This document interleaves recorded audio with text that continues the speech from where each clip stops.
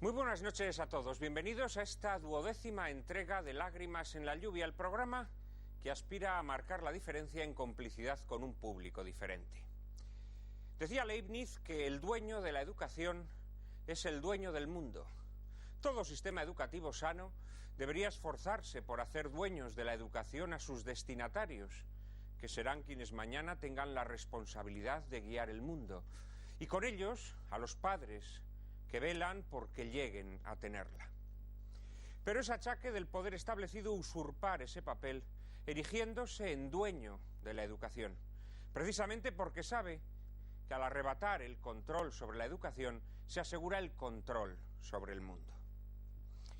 La fractura de la educación nace cuando el poder establecido, en su afán por adueñarse del mundo, viola el derecho que asiste a los padres para elegir la educación que desean para sus hijos. El Estado no está hecho para ser pedagogo, sino para garantizar, asistir y estimular la pedagogía. Cuando en su pretensión monopolizadora aspira a convertirse en dueño de la educación, ya ha caído en la tentación totalitaria. La enseñanza es un hueso roto y todas las cataplasmas que se le apliquen serán inútiles mientras ese hueso roto no se ponga en su sitio, se entablille y se haga soldar en calma, mientras el derecho natural de los padres a educar a sus hijos, menospreciado por el Estado en su pretensión monopolizadora, no sea restablecido. La única reforma educativa posible es la que plantee una auténtica conversión del sistema educativo.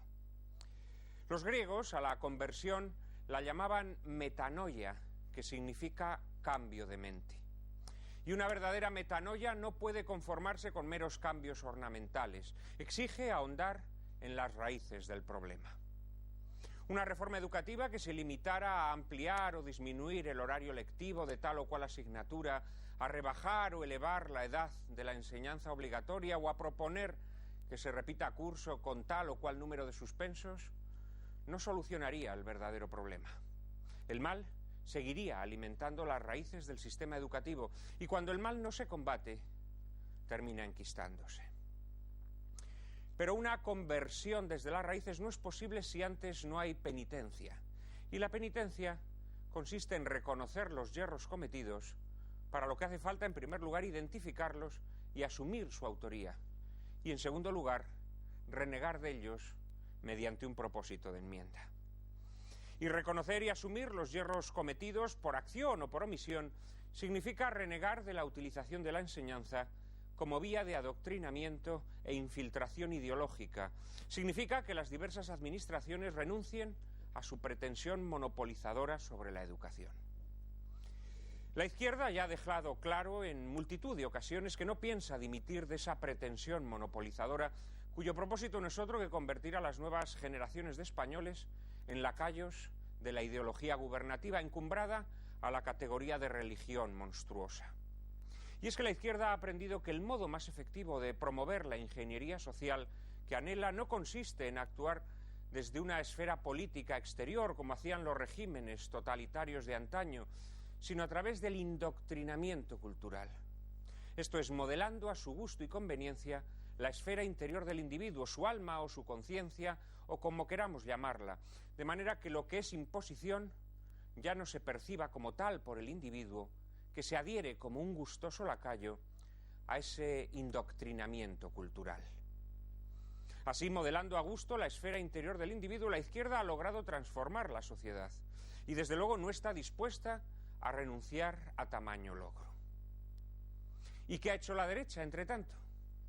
Pues hasta la fecha, la derecha se ha limitado a desempeñar un papel de comparsa, conservando los avances educativos de la izquierda. Y así, mientras la izquierda se ha ocupado de arbitrar nuevas leyes que conculcan de forma cada vez más agresiva el derecho de los padres a educar a sus hijos, la derecha ha desempeñado con eficacia el cargo subalterno de conservar las leyes promovidas por la izquierda, de tal modo que luego la izquierda pueda pegar otro acelerón agresivo sin que se perciba como tal cada vez que vuelve al poder. Mientras esta dinámica perversa no se rompa, los males que afligen a nuestro sistema educativo no harán sino agravarse. El igualitarismo ramplón seguirá campando por doquier. Crecerán los índices de fracaso escolar. El sentido de la autoridad necesario en toda transmisión cultural seguirá abolido. Y nuestras escuelas seguirán siendo centros de adoctrinamiento en la ideología oficial, en donde los padres ni siquiera podrán elegir el idioma en que sus hijos van a ser adoctrinados. Remediarlo ahora no es fácil. No se echa vino nuevo en odres viejos así como así. Se trata nada menos que de cambiar de mente, de empezar a decir la verdad y a pensar profundamente la verdad. Pero no se puede hallar la verdad sin pena. Y la penosa verdad es que cuando se habla del fracaso de nuestro sistema educativo, se suele soslayar un hecho gigantesco que torna vacuos y miopes todos los propósitos de enmienda, o todavía peor, cínicos, pues todo intento de combatir una enfermedad sin atreverse a diagnosticarla en su origen es como pretender atajar una inundación con un gran despliegue de activismo sin cerrar primero el grifo que la ha causado. Ese hecho gigantesco es la disolución de la institución familiar, de la cual la escuela es su apéndice natural. Y faltando la familia, es natural que la escuela se convierta en un árbol sin raíces, al que no le resta otro destino sino amustiarse y fenecer, o bien convertirse, como ocurre en esta fase de la historia, en un artefacto al servicio del Estado leviatán. Para ayudarnos a encontrar hoy esa verdad, contaremos, como siempre, con unos invitados de excepción. Les prometo un coloquio formidable, pero antes, como siempre, María Cárcava les anticipa la película que lo ilustrará. Buenas noches, Juan Manuel, buenas noches a todos ustedes. La película que vamos a ver a continuación es El Club de los Poetas Muertos, estrenada en 1989 y dirigida por el australiano Peter Weir. La firma de Weir ha aparecido ligada en su etapa americana a títulos de gran éxito en taquilla como Matrimonio de Conveniencia, Sin miedo a la vida, El Show de Truman o Master and Commander. Pero no debemos olvidar que previamente Weir, en su etapa australiana, demostró ser un director mucho más innovador y auténtico con films como Gallipoli, que consagraría definitivamente a Mel Gibson, o como la inquietante y simbólica Picnic en Hanging Rock, una de mis películas predilectas.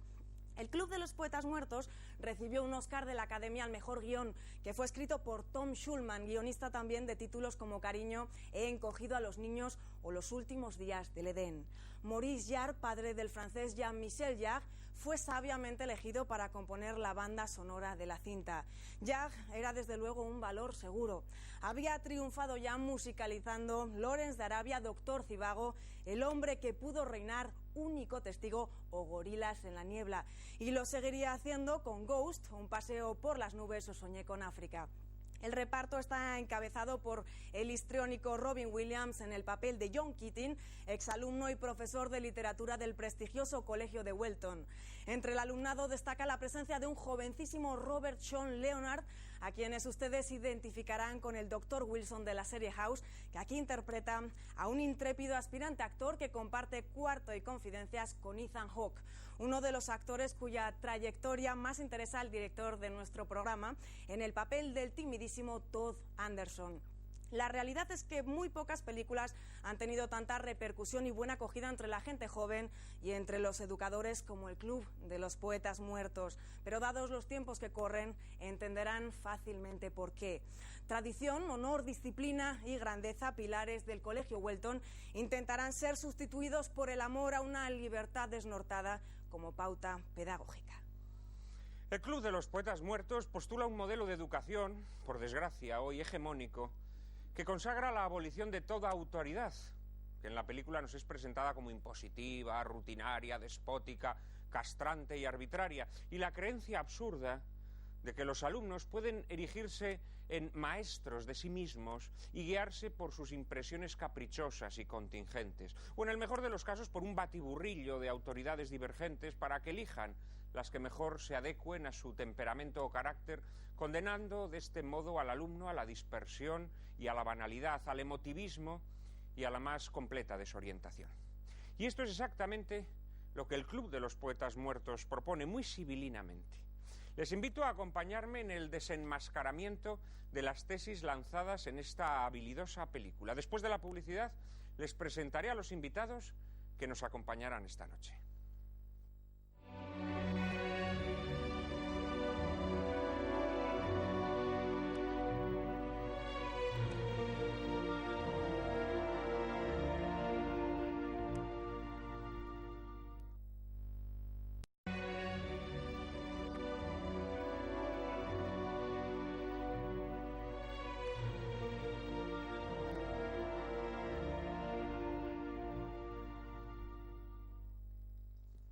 Bueno, y vamos a ver el Club de los Poetas Muertos, como les decía, con un cuarteto excepcional. Antes les quisiera recomendar un libro. Todas las noches, siempre que me acuerde y siempre que considere que hay un libro especialmente reseñable, me gustaría mucho recomendarles. En esta ocasión les recomiendo el libro que tengo entre las manos, que se titula El Apocalipsis de San Juan. Este es un comentario al libro del Apocalipsis, escrito por un escritor argentino, del cual ya les he hablado aquí en alguna otra ocasión, el gran Leonardo Castellani. Además, he tenido el gusto de probar este libro, que es simple y llanamente portentoso, ¿eh? Es un comentario, una exégesis, una interpretación del Apocalipsis, que siempre nos han dicho que es un libro enigmático, que es un libro incomprensible, lo cual no deja de ser una solemne tontería, porque es el libro de la revelación, con lo cual tiene que ser un libro que, a poco que entendamos sus claves, es un libro bastante comprensible. Pues bien, Leonardo Castellani, en este libro prodigioso, extraordinario, hace una interpretación lúcida y única, verdaderamente única, sobre el Apocalipsis. Una lectura además muy recomendada para estas fechas de Adviento. Y además yo se lo voy a regalar ahora a uno de nuestros 4 invitados, que seguramente sabrá sacar provecho de él en sus predicaciones. Nuestros invitados son 4, como todas las noches, y paso a presentárselos. En primer lugar, José Manuel Otero Novas, abogado del Estado con último destino en el Tribunal Supremo, abogado de empresas y exministro de la Presidencia y luego de Educación en el Ejecutivo de Adolfo Suárez. Diputado en el Congreso en varias legislaturas, hoy se halla al margen de la política activa. Amén de multitud de publicaciones profesionales, es autor de libros de ensayo o pensamiento sobre temas político-sociales como Nuestra democracia puede morir, Defensa de la nación española o el más reciente, El retorno de los Césares. A mi izquierda tengo a José Luis Almarza, sacerdote. Ha sido profesor de Hecho Religioso en la Universidad Complutense y subdelegado de Pastoral Universitaria en el campus de Madrid. Durante 9 años fue capellán del Colegio Mayor San Pablo y coordinador del Cineclub de la Universidad San Pablo CEU. Actualmente desempeña su labor pastoral en la parroquia San Pablo de la Cruz y es responsable del área de enseñanza religiosa católica escolar en la Universidad Autónoma de Madrid. José Luis, querido amigo, es un placer estar otra vez a tu lado. Durante 3 años, José Luis y yo compartimos plató en el programa Más Cine, por favor, de Popular Televisión. Y hoy es un gusto tenerte en este Lágrimas en la Lluvia. Y naturalmente tú vas a ser el beneficiario de este regalo. Este es uno de los grandes maestros que he conocido en el último año. Sí. Que además tengo el placer de habértelo descubierto yo. Es verdad. Y sé que lo aprecias mucho, extraordinariamente. Lo aprecio mucho. Y pienso que esta puede ser muy buena lectura para estos domingos de Adviento. También tenemos con nosotros a Juan Antonio Perteguer, ingeniero de caminos y doctorando en filosofía, educador desde hace 24 años, ha promovido 39 centros educativos, habiendo dirigido 7 centros. En la actualidad es asesor académico del CEU y director del Colegio CEU San Pablo San Chinarro. Muchas gracias también y muy buenas noches. Muy buenas noches. Gracias por tu presencia hoy aquí. Y por último, Andrés Amorós, a quien ya tuvimos aquí hace algunas semanas en nuestro programa sobre la fiesta nacional, sobre los toros. Andrés Amorós es historiador de la literatura, crítico teatral y taurino, catedrático de literatura española en la Universidad Complutense de Madrid. En los inicios de su carrera, además, fue catedrático de instituto. Durante años, y eso es lo más importante para este programa. Durante años, sí, por lo menos 10 o 12 años. Pues sí nos podrá hablar de toda su experiencia. Tiene casi todos los grandes premios. Premio Nacional de la Crítica, Premio Fansterrat de la Real Academia Española, Premio José María de Cosío, pero Premio hoy hablamos, Nacional. y también di si quieres que sé muchísimo de fútbol, pero hoy hablamos de educación. Bueno, pero hay que hacer Hay que hacer una pequeña presentación. Ha dirigido la Compañía Nacional de Teatro Clásico y el Instituto de Artes Escénicas y de la Música. Entre su ingente obra literaria, que abarca casi todos los géneros, podemos destacar El juego de las parejas o La nueva vida, de Alfonso Quesada, entre sus novelas, Luces de Candilejas, Momentos mágicos de la literatura, Escritores ante la fiesta o Lenguaje taurino y sociedad. En la actualidad es crítico taurino del diario ABC. Andrés, muchísimas gracias. No, pero hoy hablamos de enseñanza. Efectivamente, hoy hablamos de enseñanza y antes de nada me gustaría que me hicieseis una pequeña valoración sobre la película que vamos a ver. Yo he alertado a nuestros espectadores que es una gran película, una película sumamente entretenida, una película que sabe enganchar al espectador, que sabe llevarlo, que sabe emocionarlo, pero también es una película que desliza muy sibilinamente algunas ideas, yo me atrevería a decir que perniciosas, ¿no? Claro, el cine es un instrumento de propaganda, ¿no? Ahí tenemos a Einstein o a Leni Riefenstahl, ¿no? Como ejemplos más señores, y esta es una película que tiene algo de cine de propaganda, ¿no? Está haciendo propaganda de una determinada manera de entender la educación. No sé si tú lo ves así, Andrés. Bueno, sí, es que mira, yo pienso que es una película muy bien hecha, que es una película norteamericana donde todo funciona bien, y el guión, y la música, y todo. Ahora, a mí me parece una película que vale la pena ver, pero ver críticamente, como tú has dicho. A mí me parece, primero, efectista, absolutamente efectista y falsa. La escena final, por ejemplo, no es creíble, no quiero destripársela, pero un profesor que está en esas circunstancias no le dejan hacer lo que ahí pasa, eso es evidente. Aparte de eso, está hinchada de música de una manera excesiva. Pero yendo al fondo, ¿qué es lo que importa? Esta película nos sitúa, si no me equivoco, en Vermont, que es la zona de la costa este, bueno, la Ivy League, los grandes colegios norteamericanos. Bueno, y ahí es tan sectaria, perdón por decirlo así, que todos los profesores son gente desagradable, autoritaria, antipática, los padres son horrorosos, una gente que conduce a sus hijos a lo peor, no voy a decir a qué, y solo hay uno que es simpático, que es el maravilloso profesor que llega ahí diciendo que hagan lo que les dé la gana, y diciendo pues una serie, perdón, de tonterías junto a otras cosas pues muy notables. Solo les llamo la atención sobre una cosa concretando. En ese colegio, muy en la línea inglesa, pues tenían unos lemas que eran tradición, honor, disciplina y grandeza. Hombre, esto se puede discutir, pero tampoco hay por qué discutirlo. La tradición está muy bien y el honor está estupendo y la disciplina es necesaria y la grandeza, pues todos debemos aspirar a ella. Y propone sustituirlo por lo siguiente. En vez de tradición, travesura. Bueno, pues bien, los chiquillos, pues eso les divierte, es una tontería, pero bueno. Pero como si no se pudiera ser tradicional pues, y travieso. Claro, por supuesto. En vez de honor, humor.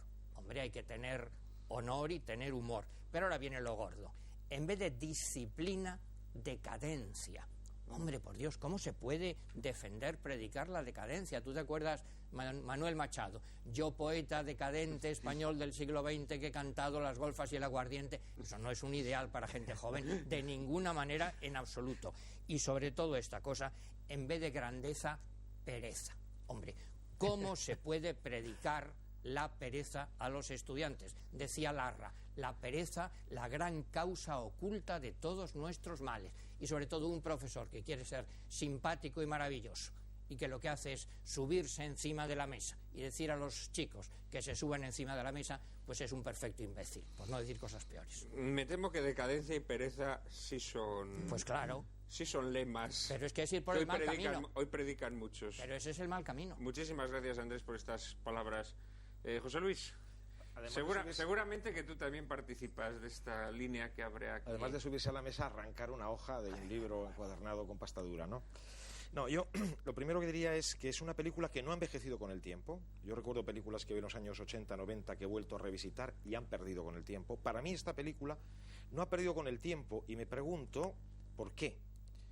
Porque, primero, ella plantea un desafío, un enorme desafío que tiene que ver con nosotros hoy. Hace aportaciones, algunas positivas, muy bien escrita y muy bien dirigida. De tal manera que a nivel artístico despliega en un crescendo dramático hasta una tragedia el drama y la tragedia que vivimos hoy.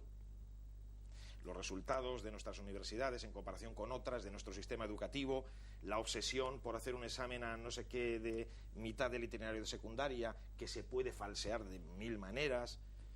Sí, un crescendo que lleva a tragedia y que hace que el mismo Benedicto XVI, anticipándose a todos con mucha inteligencia crítica, empezó a hablar de lo que ahora hablan casi todos, de la emergencia educativa, como la necesidad de algo que tiene que de nuevo aparecer, y emergencia en el sentido de, ojo, cuidado, que aquí podemos salir ardiendo todos. Emergencia educativa. Es una película que plantea muy bien que educar es un riesgo y el riesgo de educar. Y así vamos a ver si estos riesgos que aparecen en esta historia están bien planteados como problema y cómo se resuelven o irresuelven. Y 3, y con eso termino. Mi querido y odiado profesor Keating. Es un hombre atractivo. Creo que no es fascinante, sino deslumbrante. Y como no es fascinante, no abre los ojos. Al ser deslumbrante como los focos del plato, tienden a oscurecer la mirada. Pero despierta, aclara, confunde o ciega. Esta es la pregunta que nos tenemos que hacer en torno a este profesor. Y un epílogo final. Hablabas al inicio de un cuarteto excepcional.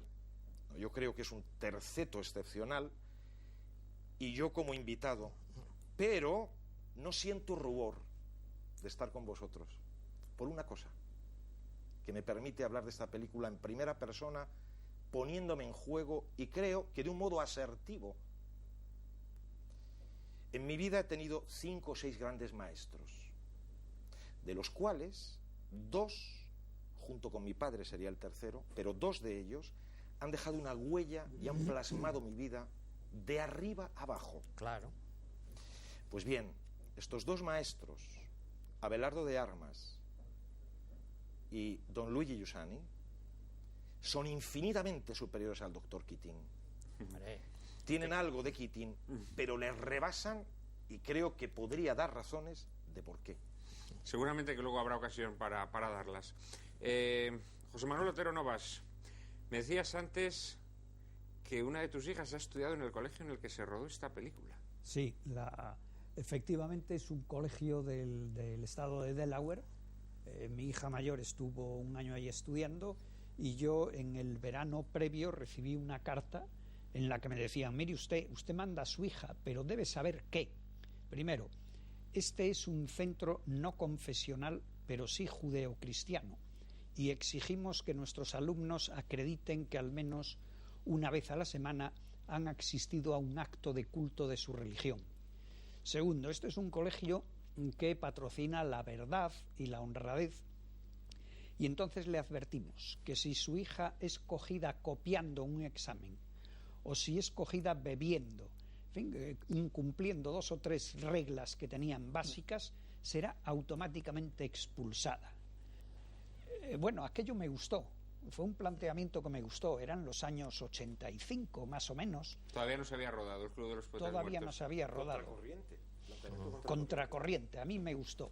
Y cuando vi la película, aparte de que me ha parecido siempre una película muy interesante, es una película muy dinámica, muy agradable, yo vi que las primeras palabras que el director del centro pronuncia al comienzo de la película, honor, tradición, disciplina, grandeza, bueno, pues eso más o menos encajaba con el contenido de la carta que yo había recibido.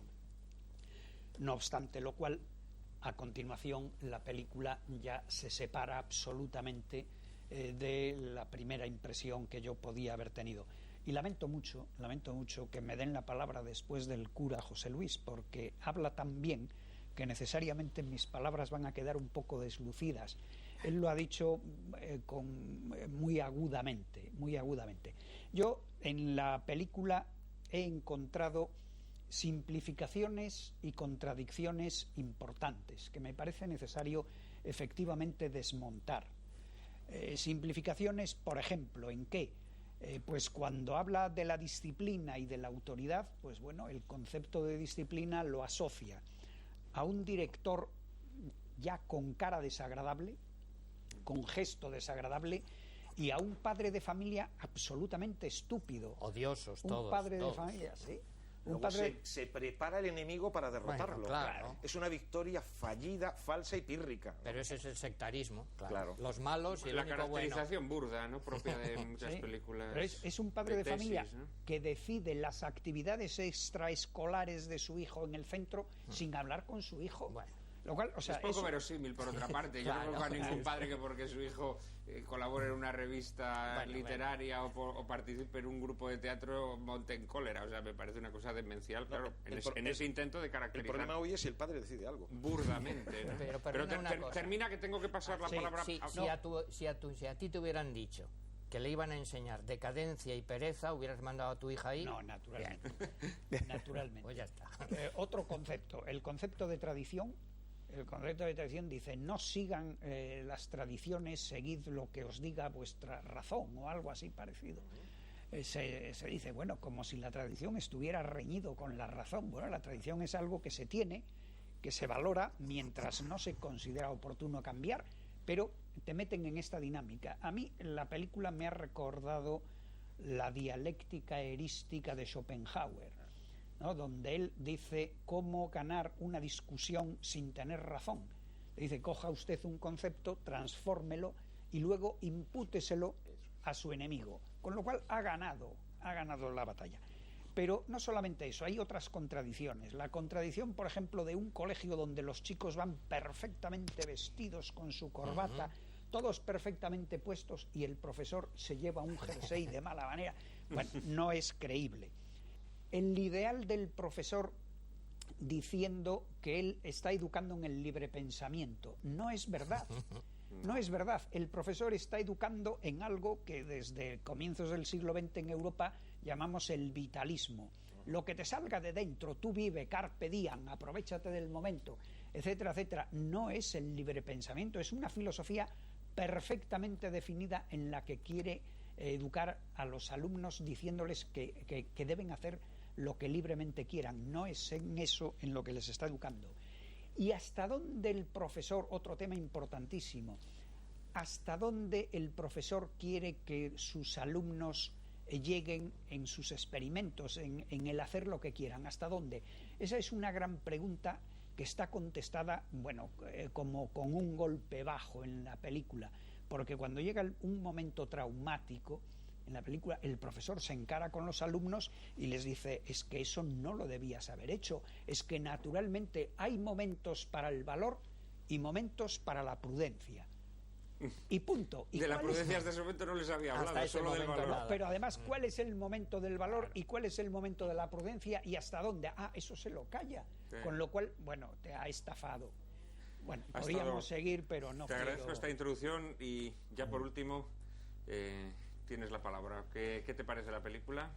A mí muy interesante, además sabiendo que en nuestros colegios de hoy día de España, yo creo que en mucha parte del mundo, se sigue utilizando como una película de cineforum para los alumnos. Otro tema es hasta qué medida llegamos a profundizar en lo que está presentando la película. Yo distinguiría dos planos. Hay un plano de fondo, que hay una filosofía liberal americana clásica que aparece muy claramente en toda la película. Vamos, no tan claramente, pero que aparece en el fondo de la película. Y un romanticismo, unas ideas románticas. Hablaba antes Andrés de Larra, pero realmente aparece. La música elegida es de los románticos, es Beethoven, etcétera. Hay un romanticismo, los sentimientos, la propia déjate llevar por los sentimientos, el suicidio como una posibilidad dentro de tus sentimientos personales, el olvido del otro como el otro, sino el sentimiento particular de cada uno, sé tú mismo con independencia del otro. Y hay un fondo, creo que fuerte, de una filosofía liberal y un romanticismo ahí mezclado. Y yo animaría a los espectadores a fijarse en los detalles. Desde el principio, en el acto inaugural, el profesor antiguo que marca tal está medio dormido con la boca abierta.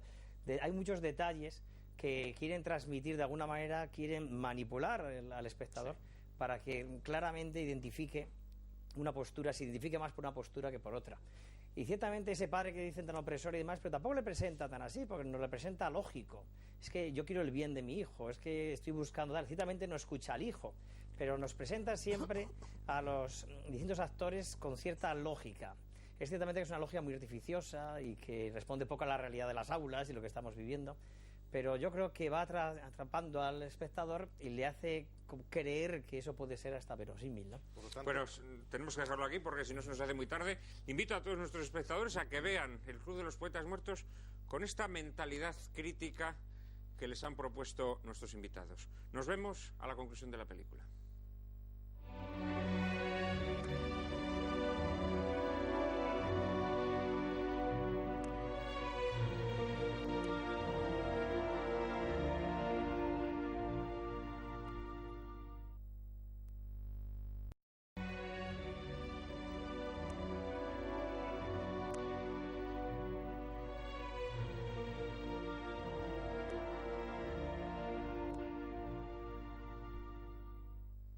Aquí estamos de nuevo con todos ustedes. Nos decía antes José Manuel Otero Novas que, en contra de lo que pudiera parecer, el profesor Keating no es ese hombre que trata de estar en diálogo con sus alumnos, que trata de abrirles horizontes, que trata de mostrarles el mundo y de acicatear su libertad de pensamiento. No, lo que trata es de formarlos en un vitalismo desnortado, desorientado, a la postre huérfano de referentes y vacuo. Nosotros, en cambio, sí queremos que entre ustedes y este programa exista un diálogo fluido. Por eso queremos que todas las semanas nos hagan llegar todas sus impresiones y sugerencias. ¿Han llegado muchos correos esta semana, Cárcava? Pues muchísimos correos, Juan Manuel, como el de Fernando Rodríguez, castellano viejo y montañés para más señas, que nos felicita de forma muy afectuosa y simpática por el programa y propone que le dediquemos un capítulo a la División Azul, proyectando una gran película de José María Forqué, Embajadores en el Infierno, basada en el libro casi anónimo de Torcuato Luca de Tena. Genaro Tárrega te felicita, Juan Manuel, por tu versatilidad como escritor, periodista y ahora director de Lágrimas en la lluvia, en un mail, la verdad, emocionante. Echa de menos, sin embargo, que cultives la poesía y la filosofía teológica. Jaime Soler de Valencia, además de invitarnos a una paella, nos dice que nos sigue cada viernes acompañado de su madre y que le gustaría que hablásemos del ejército, de la situación actual de la juventud. Nos pide que, por favor, le enviemos unas fotos firmadas de los dos, pero... querido Jaime, es que no tenemos. Si algún día nos las haces, te prometemos que te las enviamos. Y como dice Juan Manuel, last but not least, nuestro querido Ángel Fabregat nos envía un correo lleno de aliento en el que nos cuenta una anécdota que le haremos llegar a José Luis Berlanga, hijo del fallecido Luis García Berlanga, como nos pide. Entre palabras generosas desliza Juan Manuel la sugerencia de que hagas ejercicio porque dice que te vas pareciendo cada día más a tu admirado Chesterton. A todos ustedes, muchas gracias por apoyarnos de la manera en que lo están haciendo. Sigan enviándonos sus opiniones y sugerencias a la siguiente dirección de correo electrónico: lágrimas@intereconomía.tv. Repetimos, lágrimas@intereconomía.tv. Gracias por el piropo, querido Ángel. Pues por piropo entiendo que me compares con mi amado Chesterton. Pero permíteme que desoiga tu sugerencia. Ser gordo tiene muchas ventajas materiales y espirituales. En invierno, los michelines abrigan una barbaridad. Y en verano nos impiden hacer el ridículo por la calle enseñando chicha. Además, la gordura dulcifica el carácter. Está comprobado que los gordos somos menos intransigentes con las debilidades ajenas, que amamos con más abnegación y entusiasmo, que somos menos propensos a la cólera y que nos tomamos a chirigota esos pequeños contratiempos que tanto desazonan a los flacos. Los grandes villanos de las tragedias shakespearianas, Iago, Shylock, Lady Macbeth, son siempre interpretados por flacos de solemnidad. En cambio, el papel de gracioso de las comedias se reserva a un actor gordito que se acaricia con placidez la barriga. La barriga, querido Ángel, es al gordo lo que la melena a Sansón. El gordo que reniega de su barriga se amustia y consume de melancolía. Pero los gordos somos gentes de honor y, como gordo y hombre de honor que soy, prometo que dedicaremos programas al ejército, a la juventud y hasta a la División Azul. Pero poco a poco, que no se ganó Zamora en una hora. De momento, hoy estamos aquí reunidos para hablar de educación, con 4 flacos, por cierto. Pero bueno, ya estoy yo para compensar.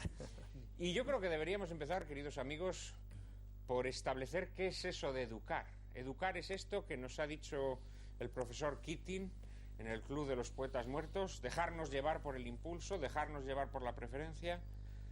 ¿Qué es educar? A ver, ¿quién quiere abrir fuego? Me animo, venga. Venga, adelante. Una frase que nos ha dicho en la película que hemos visto, según el profesor Keating: no quiero artistas, quiero librepensadores. O es que el fin de la educación no es aprender a pensar por uno mismo. Realmente hay algo de verdad, como en toda la película, y algo de mentira, y algo de falacia.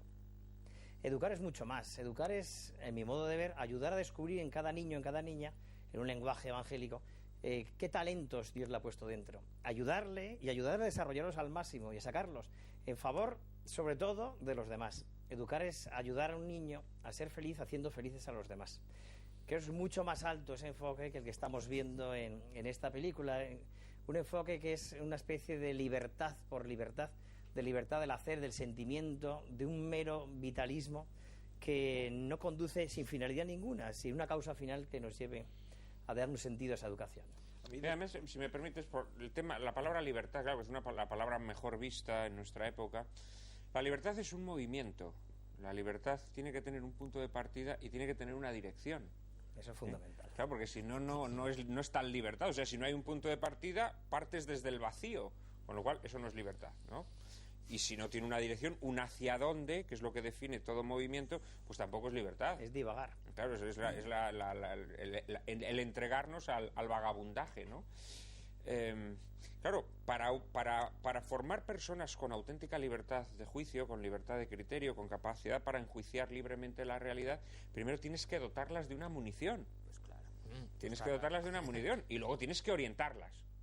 Y una vez que las has dotado de una munición, les has dado una base y les has dado una dirección, naturalmente, oye, ellos van a volar libres, ¿no? Pero es que lo otro no es libertad, lo otro es condenar a la confusión, creo yo, ¿no? Perdona, José Luis. En este inicio de conversación, definir, ¿no?, para no divagar, pero después de haber visto la película, definir qué sea la educación, te da un poco de respeto, no sea que de nuevo Keating nos arranque la hoja, ¿no? Porque hay algo de verdad, hay algo de verdad.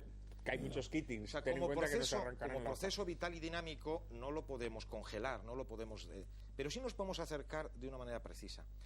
Y un primer acercamiento es, sí sé lo que no es educación, porque sí sé lo que es instrucción, sí sé lo que es pertrecharme para el futuro, sí sé, como en una de las películas últimas, hay 3 últimas películas o 4 que abundan en tema por la emergencia educativa, esto es Ritmo, Cómo entrenar a tu dragón, La ola y la clase, donde los directores y guionistas indagan sobre el hecho educativo, ¿no? En Cómo entrenar a tu dragón, que parece de animación, pero tiene una profunda carga de tema educativo, lo que se nos dice es, la realidad es amenazante, pertréchate para hacerte un hueco y poderte defender. Bueno, pues eso no es educar. Educar no es pertrecharse o instruirse aprendiendo chino o árabe para tener un trabajo en el futuro. Porque educar es aprender a vivir. Educar es venir a este mundo hasta que tú aprendes a decir mío. Yo he estado 9 años en un colegio mayor, he estado 4 años en una institución de 40.000 metros cuadrados y después de unos años podía decir es mía. Podía decir mío al conserje porque disfrutaba con él. Podía debatir con los patronos por amor al colegio.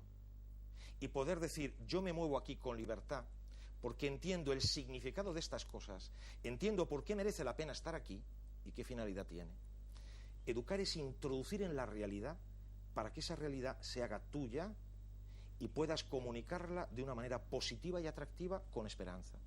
Introducir, no instruir.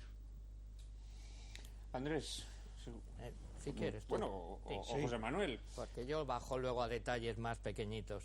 Bueno, yo probablemente por tradición hago un planteamiento, me gusta hacer un planteamiento filosófico, político del tema de la educación. Y desde este punto de vista yo creo que la educación, o para hablar de la educación tenemos que comenzar contestando a 3 preguntas. Una, si existe la verdad. En una concepción cristiana de la vida, indudablemente sí. Segundo, si el error en sí mismo tiene derechos, yo contesto que no. Tercera pregunta, si la persona que yerra tiene que ser respetada, y creo que la contestación cristiana es claramente que sí, porque si no el hombre no sería libre. Dicho ello, hay que precisar que más o menos la primera mitad del siglo XX... Pero diciéndole siempre que ha errado. O sea, la persona que comete el error tiene que ser respetada, pero Sí. ese respeto no debe incluir el hacer como que su hierro no existe. Pero él tiene el derecho a errar. Sí, naturalmente. Es el problema de la libertad. Y a propagar su error. Porque eso es la libertad. Y Dios te ha hecho libre y solo te salvas porque tienes mérito. Y solo tienes mérito si eres libre. O sea, yo creo que esto es fundamental en el mensaje cristiano. Pero digo que en la primera mitad del siglo XX... Esta reflexión no es política, es prepolítica, es filosófico-prepolítica. Es filosófico-política. Prepolítica. Eso, bien, prepolítica. Pero en la primera mitad del siglo XX casi todo el mundo en Occidente cree en la verdad, cree en su verdad, naturalmente unos una verdad acertada y otros una verdad equivocada, pero todos creen que la verdad existe y casi todos se creen en el derecho a imponer su verdad. Y por eso todos los políticos utilizan el sistema educativo para imponer su verdad. Y esto lo hace la izquierda, el centro y la derecha. Todos. Por citar el centro, ahí tenemos el discurso de Azaña en el Parlamento en octubre de 1931, donde dice: solo existe libertad de enseñanza, libertad de cátedra para enseñar la verdad. Esto lo dice Azaña. Azaña lo llamas centro. O sea, sitúas el centro bastante escorado, ¿no? Hacia la izquierda. Bueno, digamos, ¿no? era centro-izquierda, pero... bien. Era, bueno, hombre, si comparamos... Por sus obras les conoceréis. No, pero si comparas y te das cuenta de que la izquierda socialista entonces era de la dictadura del proletariado y era la que hacía la revolución de Asturias, pues Azaña naturalmente que estaba en el centro. Bueno, era un centrista Azaña puro. Empezó expulsando a los jesuitas de España, ¿no? Sí, pero eso era centrismo, entonces eso era centrismo, bueno, bien. Porque los otros querían matarla y los otros querían, o sea, en aquel momento, porque el centro es un concepto puramente relativo. No, bueno, no existe el centrismo. Probablemente tengas razón en algunos aspectos, pero vamos, Azaña era un hombre que tenía un odio, sí. un odio a lo católico, que sí. Vamos, extremo. Que es evidente, pero eso era centrismo. Eso entonces era centrismo, porque él no mataba. Él bueno, solo odiaba y solo quería eliminar. Dejó que se matase. Bueno, eso es otro tema. Dejó que se matase mientras fue gobernante y luego dejando naturalmente otro que ocurrieran ciertas cosas. De la tragedia de Azaña. Es otro debate, ¿no? Sí, se le atribuyen frases además monstruosas, ¿no? Me gustaría... Dispárenles a la barriga, etcétera, ¿no? Eso dice... Todas las iglesias de Madrid no valen la vida de un republicano. Otro día hablaremos de Azaña. Otro día la tragedia del centrismo, es un buen tema. Es un tema interesante. A mí lo que pasa es que si nos ponemos a hablar de Azaña, claro, podemos volver. Bien, yo lo que quiero decir es que, por ejemplo, concretamente en España, en otros países un poquito antes, en España con la Constitución del 78, se quiebra con eso y se establece un sistema de libertad de enseñanza. Ya no se admite, al menos en teoría, la imposición educativa, en teoría. En la práctica, sin embargo, es diferente. En la práctica, cuando, a mí me tocó tramitar el Estatuto de Centros Escolares y la izquierda en ese momento me planteaba el pluralismo interno de los centros como fórmula educativa única. Pluralismo interno impuesto, por consiguiente no libre, algo utópico. El pluralismo interno siempre es utópico, pero pues en cualquier caso pues es una opción filosófica, es neutralismo, un teórico neutralismo, y el neutralismo es una posición filosófica exactamente igual que cualquier otra respecto de las cuales se considera equidistante. Poco después, esto el Tribunal Constitucional me dio la razón a mí y teóricamente se abandonó esa posición, pero ahora tenemos todo esto de la educación para la ciudadanía, que es otra fórmula de imposición, de indoctrinamiento, que nos decía el director del programa al comienzo, otra fórmula de indoctrinamiento. Tengo que decir que yo no quiero criticar, no quiero decir que sea la izquierda, porque la educación para la ciudadanía, la educación en la indiferencia de género, la imposición de la filosofía de indiferencia de género, que naturalmente es una posición impositiva, porque es suponiendo que sea legítima la indiferencia de género, que el Tribunal Constitucional todavía no lo declaró claramente, pero suponiendo que sea legítima dentro de nuestro sistema constitucional, es una opción más entre las posibles, no se puede imponer. en los centros educativos. Pero eso no es de la izquierda española. Eso viene desde las comunidades europeas aprobadas, entre otros, por el Partido Popular Europeo, prácticamente por unanimidad, en diversas y reiteradas votaciones. Bueno, porque la derecha desgraciadamente lo que hace es seguidismo. Sí, pero ahí la no derecha sigue. considera que los presupuestos sobre los que el sistema, los presupuestos aceptables y que está obligado a aceptar son aquellos que sienta la izquierda. Generalmente sí es la izquierda siempre la que toma la iniciativa, porque la izquierda sí que considera que la educación es la forma de transformar la sociedad, o sea, controlando la educación, y la derecha, de forma medrosa, pusilánime, lo que hace es adherirse lacayunamente, ¿no? Sí, pero aquí, concretamente en España, el actual gobierno desarrolla algo que viene promovido, entre otros, por el Partido Popular Europeo. Con el voto de los diputados del Partido Popular, de casi todos los diputados del Partido Popular, de la casi totalidad. Claro que sí, así nos va. Forman parte del sistema, forman parte. Lo que pasa es que unos son los conductores, digamos, y otros son los pobres peones o los pobres acomplejados que tienen que pasar por las aduanas del progresismo sin que les pongan multa, ¿no? Que es lo que hace la derecha europea y con frecuencia la derecha española, ¿no? Sí, habría que preguntarse, creo que sería importante preguntarse quién mueve los hilos para que la derecha y la izquierda europea propongan esto. Ese es un tema también muy importante. Yo creo que fundamentalmente los organismos internacionales con la ONU a la cabeza. Hemos hablado en este programa de este proceso. ¿Quiénes son los organismos internacionales? O sea, ¿quién decide eso? Yo creo que sería interesante... Todas estas cosas siempre parten de la ONU a través de estas conferencias, Pekín, El Cairo, etcétera, etcétera, que claro, están totalmente controladas por los lobbies abortistas, lobbies feministas, lobbies homosexuales, etcétera, etcétera, que lo que quieren es reconfigurar la sociedad, ¿no? Bueno, en otras épocas se diría la masonería, no, hoy el mundo es masónico, entonces hablar de la masonería como organización secreta es grotesco, porque lo que postulaba la masonería en el siglo XIX hoy en día pues está a la luz y perfectamente establecido, pero son estos lobbies combativos quienes marcan totalmente el contenido ideológico de estas conferencias internacionales, que luego a su vez son las que pasan a las legislaciones nacionales. Sí, yo es que me he planteado eso en el próximo libro que voy a publicar, espero que dentro de muy poquito tiempo, trato de dar una contestación a eso. ¿Quiénes son los que promueven esto? Oye, pues aquí libro, no lo toco. Ese libro habrá que leerlo con mucho interés y además como esos temas me interesan mucho, habrá que volverte a traer este programa. Perdón, Andrés. Sí, mira, yo como soy delgado, pues me considero liberal, pero menos benevolente que tú has estado antes con los de la tripita, ¿no?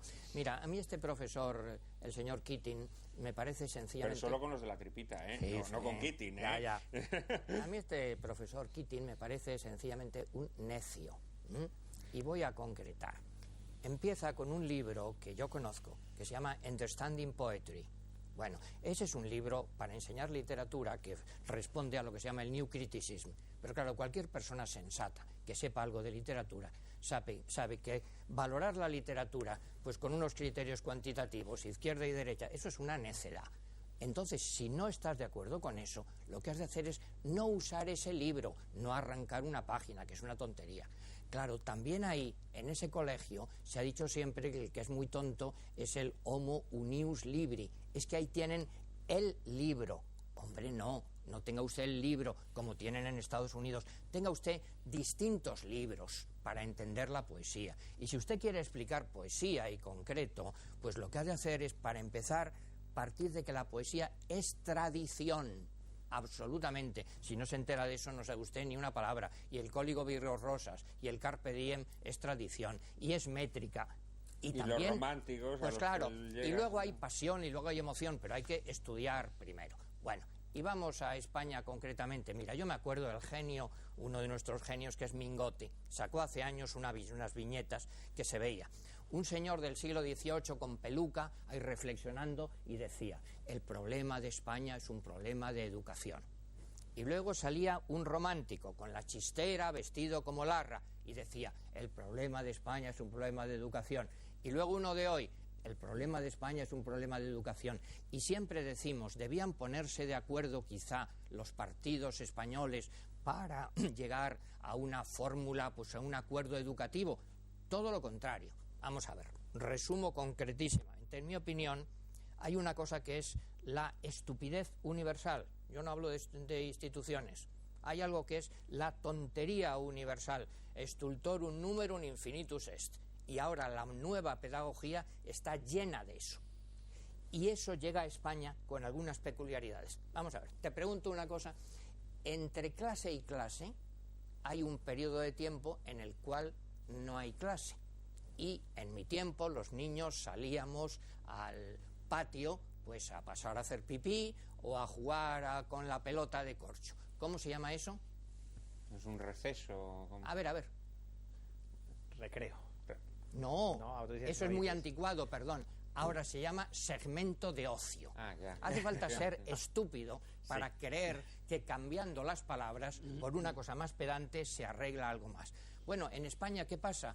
Pues que dentro de esa estupidez general que ahora hay en la pedagogía universal, pues hay peculiaridades nuestras. Y la peculiaridad nuestra es muy sencilla, es que el Partido Socialista concretamente está preso de unos mitos progres que le impiden ver la realidad educativa tal como es, y que entonces no hay manera de entenderse con ellos, porque siempre que se ha hablado de lo que es la educación, que es básicamente, autoridad, por muy fea que suene esa palabra, necesaria absolutamente, porque una persona sabe más que otra y ha de tener una autoridad. Esfuerzo, exigencia, no igualdad en absoluto. Todo esto para el PSOE, bueno, por Dios, eso hay democracia, igualitarismo. Bueno, con todo eso no hay manera de solucionarlo. Pero ¿cómo se va a llegar a ningún acuerdo con una gente presa en unos prejuicios tan estúpidos? Yo cuando vi esta película y la he vuelto a ver y debatir, una película que se ha tragado el 98, 97, 99% de colegios de monjas. Se la ha tragado, cosa que es trágica. ¿Y los de curas? Y va hacia el 99,5%. Y con gran entusiasmo, además, se la han tragado con escribiendo entusiasmo. artículos didácticos. La han promovido. Por lo tanto, ya podemos tener un sistema jurídico, legal, político que dé libertad de enseñanza. Si tenemos colegios católicos que se tragan esta película sin un discernimiento, sin un juicio propio, bueno, con eso se pone de manifiesto una cosa, que los políticos no construyen el mundo, solo lo entablillan, ¿no? Es necesario que en el colegio tengamos un sujeto que al ver esta película detecte y se haga preguntas, ¿dónde está la ambigüedad sibilina del profesor Keating? Porque esta película es como un sobre de Navidad perfectamente adornado que lleva Antrax, o como un gran paquete que lleva una bomba de relojería, precisamente porque es dialéctica, es romántica. Pero atentos, la trampa es que lo que se está enfrentando aquí, nada más y nada menos que es una tradición liberal en su vertiente pragmática, frente a una propuesta del profesor Keating que es un vitalismo que esconde, como muy bien has dicho tú, Juan Manuel, una desesperación de fondo. Porque la razón por la que invita a los chavales a vivir, los padres que quieren que el hijo esté por lo menos a la misma altura del hermano mayor, que dejó muy buen nombre. Los profesores, el padre tiene un proyecto para que su hijo sea médico, abogado, juez. Significa que los adultos ya no aman el camino de su hijo, sino que proyectan en ellos, en el fondo, sus fracasos, o se miran en ellos como narcisos. Tanto la tradición pragmática como la que plantea Keating es narcisa, porque se mira a sí misma, es autorreferencial. La alternativa en esta película es muy difícil encontrarla, porque tanto tiene razón los principios y pilares de esa tradición, como tiene razón Keating. Porque les invita a vivir, y los chavales despierta el interés Keating como ninguno de los demás. Y en eso hay una parte de verdad. Es una invitación a la vida. No les enseña nada de literatura. No. Es literatura, claro, y no enseña les manipula absolutamente nada. ¿Por qué? Esto es lo que yo quería dilucidar. ¿Por qué, despertando la bicha interesante, que es el ansia de vivir, les deja absolutamente solos? Porque les da una razón negativa. Cuando les coloca delante de las fotos de los antiguos alumnos Además está muy bien nombrada la película, no puede ser mejor. El Club de los Poetas Muertos. Porque nació muerto y termina con una muerte, es una tragedia. ¿Por qué? Les dice, aprovecha el instante. Dice, porque estos chavales están criando malvas. O sea, la vida no tiene una finalidad positiva. Está encerrándoles en la finitud. Yo recuerdo que hace unos años un padre de 48 años le dijo a su hijo, cuando le dejó en el colegio mayor donde yo estaba, aprovecha los años de universidad, que luego tienes que currar. Y dije, yo creo que tu hijo se tiene que ir a casa y tú te tienes que venir aquí para ver si en 5 años te educo a ti. Este es el problema de Keating, que va de educador y es solo un nominalista sofista que manipula los sentimientos, porque en el fondo no cree en nada positivo. Solo hay educación cuando haces una propuesta positiva. Lo único que les ha dicho es, la vida es criar malvas antes o después. Adquiere tu voz propia, sí, hasta que se apague. Este es el nihilismo de fondo, sí, pero que eso está en la película. Vamos a ver, pero eso es viejísimo. El carpe diem, el aprovecha el tiempo, en tanto que de Rosa y Azucena, eso está en Garcilaso, está en Calderón, se puede citar 1000 veces. Y se puede decir, en una clase de literatura, se puede decir, Unamuno o Camus, los hombres mueren y no son felices. El único problema de verdad es que vamos a morir. Bueno, ¿y qué pasa a partir de ahí?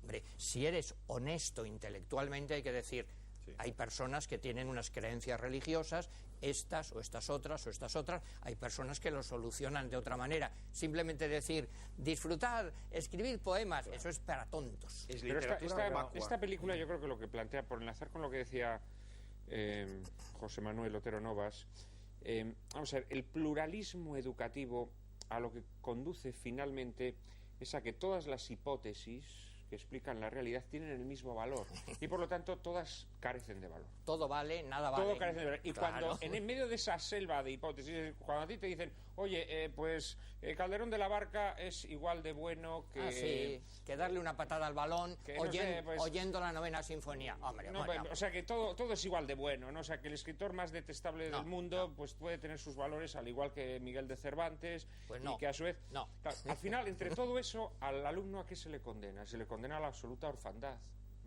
Porque la verdadera libertad, comentaba yo antes, es primero, hombre, te dicen, pues mira, los buenos son Quevedo, Calderón, Cervantes, y a partir de ahí, naturalmente, tú desarrolla tu gusto. No, es que hay unas jerarquías inermes. Pero es que yo creo que no puede haber educación verdadera si no hay una transmisión, es decir, una tradición de aquella hipótesis o visión de la realidad que tú consideras que es la verdadera. Creo que esa es la única posibilidad de hacer una educación verdadera. No sé si estás de acuerdo con lo... Pero a la vez estoy oyéndonos y en el fondo caemos también en la trampa de la película. Estamos hablando de educación y no ha aparecido la familia por ninguna parte. Esto es muy importante hablar de esto. Hemos entrado en la trampa. En el fondo, bueno, en el prólogo yo hablé muy claramente. En el prólogo sí. Pero el diálogo nos lleva a la película a prescindir, porque la familia es un elemento externo que ha depositado unos niños en un centro que realmente no le preocupa mucho a los niños más que un supuesto bien exterior, como has comentado, de una forma, una proyección, como se quiera. Pero ¿dónde está la familia? ¿Dónde está el papel de la familia como realmente el sujeto de la educación? Ese pacto que debían hacer los políticos de olvidarse de la educación y dejarnos de una vez la educación en manos de las familias y de las instituciones que estamos ayudando a las familias en la educación de sus hijos. Permitidme una anécdota. Esto es fundamental. A este propósito es interesantísima. El otro día estaba celebrando un bautismo y previo a la celebración les digo, permitidme que os diga cómo nos vamos a colocar para que disfrutéis del bautismo, para que haya un ambiente de silencio. Los hijos con los papás, porque se tienden a poner delante y es un follón. Los hijos con los papás. Ya hay papás que se mosquean. Pero 2 minutos antes, los niños saltando entre los bancos y me acerco y le digo a los padres, os he dicho que los hijos con vosotros. Y me dice una madre, es que son niños. La miro de frente y la digo, son los niños de los padres que tienen. Pues por eso mismo de los padres niños, que tienen. Claro. Es que este profesor Keating es un recurso muy fácil porque la tradición es desfigurada. Aquí no hay ninguna tradición con significado potente, son pragmáticos. Y el romanticismo nos enfrenta con una tradición de hombres vivos, con un significado grande, Es un romántico que se pelea solo y así se pelearán eternamente, ¿eh? La pelea de los socialistas actuales contra determinados colegios privados, algunos de ideario católico, que lo que funciona realmente es el dinero y el poder. Retroalimentamos la dialéctica y el discurso socialista. Hay determinada dialéctica ideológica retroalimentada porque cuando viene otra parte, otro segmento político, lo que viene a decir es, en el fondo, un colegio puede ser una empresa. Bien. Los padres, la carencia absoluta de adultos en esta película. Los padres han hecho una imagen sobre lo que quieren ser sus hijos. Primero, para mantener el prestigio, abogado, juez, ingeniero o médico. En el fondo, los padres les proyectan a los hijos sus propios miedos, sus propios miedos. Keating les dice, yo no tengo miedo de tu talento. En esto es mucho más arriesgado y más interesante Keating que sus padres. Tú tienes una voz propia, sácala. ¿Cuál es el error de Keating? Que hace literatura vacía, porque no les acompaña. No es un educador, es un profesorcillo, pero no es un educador. Acompáñales en el talento. El problema es que los padres han dimitido. Ese es el problema. Han dimitido. Ese es el problema de fondo y seguramente ese es el problema actual. Después de la publicidad vamos a tener ocasión de hablar de ello. No se aparten del televisor, por favor.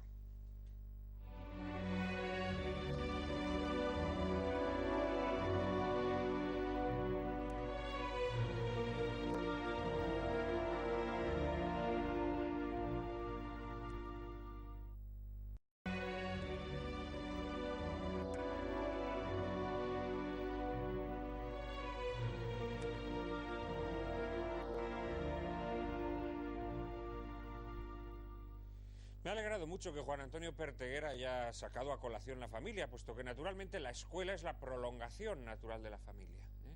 Y puesto que no puede existir educación si los primeros educadores, que son los padres, dimiten de sus obligaciones y responsabilidades. El problema es que hoy la familia, porque se le han introducido otras prioridades que nada tienen que ver con la educación de sus hijos, está dimitiendo de esta responsabilidad primera. Y de ahí que los chavales crezcan sin el sentido de autoridad, ¿eh? Autoridad, que es una palabra derivada del supino del verbo augere, que significa hacer crecer. Una persona con autoridad es aquella que nos hace crecer, aquella que nos ayuda a crecer. María Cárcava nos introduce en este peliagudo y fundamental tema de la autoridad. La escuela hoy más que nunca se ha convertido en una institución generadora de malestar. Los docentes se sienten impotentes y desamparados, pues consideran que su tarea no está siendo respaldada y ya no saben cómo afrontar el creciente desinterés de unos alumnos que, formados en el igualitarismo más adocenado, llegan incluso a agredirlos verbal y físicamente. La autoridad del maestro ha dejado de ser respetada, repiten nuestros políticos. Y para restablecerla se afanan en someter las escuelas a vigilancia como si fuesen penitenciarias o incluso promulgan leyes por las que se asigna a maestros y profesores rango de autoridad. Pero la autoridad no es una prebenda o cargo que se adjudique a voluntad del poder político como se adjudican licencias urbanísticas o ministerios. La autoridad se hace presente mediante una experiencia personal. Tal experiencia de autoridad surge en el alumno cuando se encuentra con una persona cuyo ejemplo vital le suscita una inevitable adhesión. El maestro investido de autoridad no es el que percibe mediante ordenanza administrativa o nombramiento a dedo un título que así lo acredite, sino el que provoca en sus alumnos una admiración fecunda. Aquel en cuyo magisterio descubren una enseñanza que a la vez amplía sus conocimientos y enaltece su vida. Ahora bien, ¿cómo un maestro va a suscitar esa adhesión entre sus alumnos cuando estos son incapaces de distinguir qué es lo que enaltece sus vidas? Para que la experiencia de la autoridad sea posible, es necesaria una previa formación de la personalidad. Y lo cierto es que nuestra época deja la formación de la personalidad al albur del caos y la incertidumbre mediante la destrucción de los vínculos familiares. A un alumno cuya personalidad maltrecha apenas ha logrado sobrevivir a la destrucción de los vínculos familiares y al bombardeo de la propaganda mediática, ¿se le puede acaso exigir que descubra en su maestro un ejemplo vital? Mucho nos tememos que no. Juan Antonio, no sé si estarás de acuerdo con esta introducción que nos ha hecho María Cárcava, pero evidentemente la destrucción de la familia probablemente sea la madre de todos los males, ¿no?, que hoy en día aquejan a la educación. Está muy bien enfocada, ciertamente. Creo que está... estaba pensando mientras la veía, ¿por qué es atractivo Keating? Porque realmente es atractivo y para nuestros jóvenes lo es. Yo esta película la he visto con alumnos y es muy atractivo la figura. Y es muy atractivo porque hay una familia detrás que ha abdicado, ha dejado su labor educativa, y hay un profesorado, y eso también ocurre en nuestros centros hoy en día, que de alguna manera, por la presión social, por lo que sea, también ha dejado su labor educativa y se ha convertido en un mero transmisor, en el mejor de los casos, y en el caso más normal, un mero ejecutor de unos libros de texto que les preparan unas editoriales cambiantes y con unos intereses económicos. El buen profesor de hoy en día es el que explica todo el libro, y eso jamás ha podido ser un buen profesor. Si la familia hace dejación de sus funciones, si el maestro hace dejación de sus funciones, en ese sentido la película puede hacernos pensar mucho. Y este profesor Keating, que tiene el gran problema que no ofrece nada a cambio, pero sí provoca algo especial, provoca una reflexión. ¿Qué estamos haciendo en la educación? Es lamentable los padres que le regalan el escritorio al hijo, en la película, le regalan, como si los padres no les interesara la felicidad del hijo. Y como si ya no fueran capaces de leer de qué está hecho el corazón de un joven. Es como si los padres, en vez de ser adultos, han envejecido. Y esto ocurre hoy, ¿eh? Y padres que aparecen ausentes, no aparecen. Y claustro de profesores envejecidos, no solo víctimas. Pero eso es inventarse el enemigo, eso es dar una lanzada a moro muerto. Pero existe, eso existe. Lo cual no significa que la propuesta pero que de Keating... todos sean así, no. Eso es un sectarismo absoluto. No es y además, parte de culpa, perdón, y de responsabilidad la tienen también las familias. Los padres que dimiten de su libertad y de su autoridad, y que entonces no le dan autoridad al profesor, y que antes, yo me acuerdo en mi época, si el profesor te llamaba para algo que habías hecho malo, llamaba a tu padre, bueno, temblabas. Ahora probablemente tiembla el profesor porque el padre va a llegar y le va a montar el número. Decir, mi niño, ¿se atreve usted?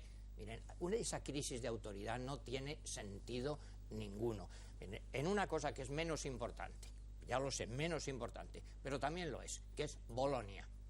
En la universidad. Uno de los principios que tiene Bolonia, sencillísimos, y que lo dicen, es eliminar la lección magistral. Pero ¿cómo eliminar la lección magistral en la universidad? O sea, si lo mejor de la universidad que yo recuerdo, pues son algunas lecciones magistrales. No todas, porque hay siempre profesores buenos, malos, irregulares en cualquier sitio, pero precisamente la lección magistral, querer cargársela y sustituirla porque utilicen ordenadores. ¿Sabéis que en Andalucía regalan un ordenador a cada niño y creen que con eso se resuelve todo? Bueno, esa ha sido la obsesión de los últimos años de todos nuestros políticos. Pero meter un ordenador por alumno en clase. Absoluta. Pero Andrés, ¿sabes cuál es el problema? ¿Sabes cuál es el problema? Es que lecciones magistrales, nominales, se han seguido haciendo. El problema es que ha habido maestros que se han convertido en lección. Es que cada vez tenemos menos maestros. Por eso, lo cual no significa que acierte Bolonia, dice, demos prioridad al proceso de aprendizaje. No, pero usted se está defendiendo de una carencia de lecciones magistrales. No, usted está degradando el nivel. Pero porque ya no hay maestros. Decir solo una cosa y otro tema que no le hemos hablado, que no se nos pase. El desastre que es en España la transferencia a las comunidades autónomas de las competencias educativas. Va a haber un bloque dedicado a eso después. José Manuel. Sí, yo quería volver al planteamiento político del tema de la educación en relación con lo que se nos ha recordado hace un poquito, que es el papel de las familias. Yo creo que la única manera de solucionar, de hacer compatibles el concepto de verdad y el concepto de libertad del que hablaba antes en el sistema educativo, es el de permitir que la sociedad pueda crear centros con carácter propio. Bueno, esto que ha sido objeto de una batalla política que a mí me correspondió llevar adelante con gran oposición, no voy a contarla, no voy a recordarla, pero bueno, esto está consagrado por el Tribunal Constitucional, pero no solo, sino que está consagrado por la Declaración Universal de los Derechos del Hombre, creo que es el artículo 18, que es con la que empieza la actual etapa de la cultura europea y de la cultura occidental.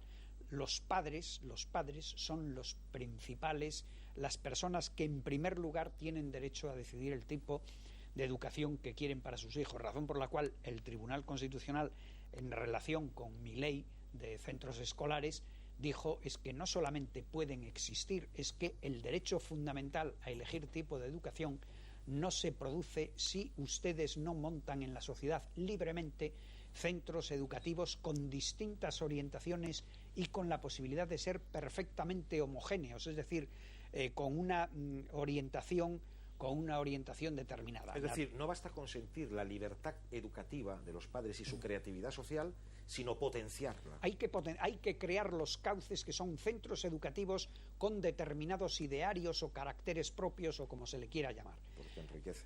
Sin más límite, naturalmente, en España no es el límite, no es ni siquiera la Constitución, son solo los derechos fundamentales, los derechos y deberes fundamentales de la educación, es decir, un 10% de la educación. El único límite a la libertad de creación y de mantenimiento de centros escolares es un 10%, o es escasamente un 10% de nuestra Constitución.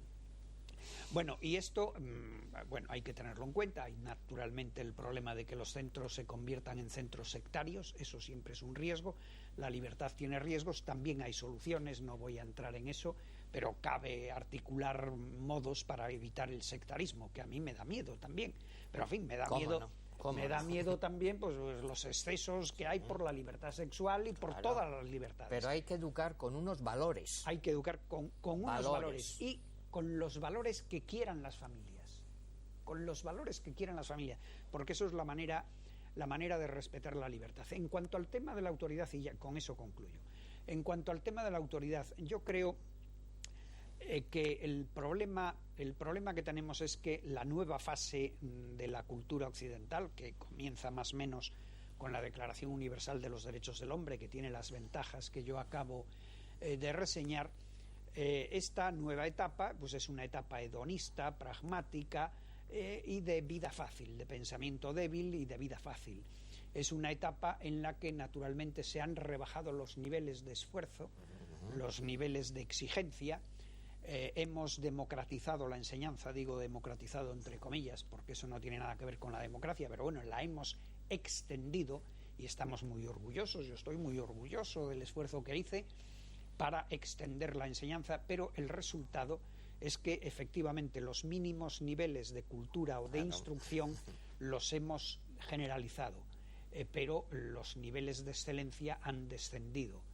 Los niveles de excelencia, no lo digo yo, Víctor Pérez Díaz todo el en mundo España, lo dice, sí, eso es. Por ejemplo, dice que tenemos una enorme cantidad de licenciados universitarios que no han sido educados en la formulación de preguntas a sí mismos. No saben preguntarse cosas a sí mismos. Tampoco el profesor Keating en la película les educaba en eso. Pero el señor Sartori, que no es un español, va mucho más lejos que nuestro Víctor Pérez Díaz. Sartori, poniendo el ejemplo de las universidades americanas y de las universidades italianas, llega a la conclusión de que los licenciados universitarios son unos absolutos ignorantes y pone ejemplos, pero pone ejemplos con datos contrastados. Todos los profesores podemos contar. Bueno, que los licenciados en historia en las universidades americanas mayoritariamente no saben qué fue el nazismo. Pero perdóname, porque no se enseña la historia, claro, porque lo que hay es un adanismo como el de nuestro presidente, señor Rodríguez Zapatero.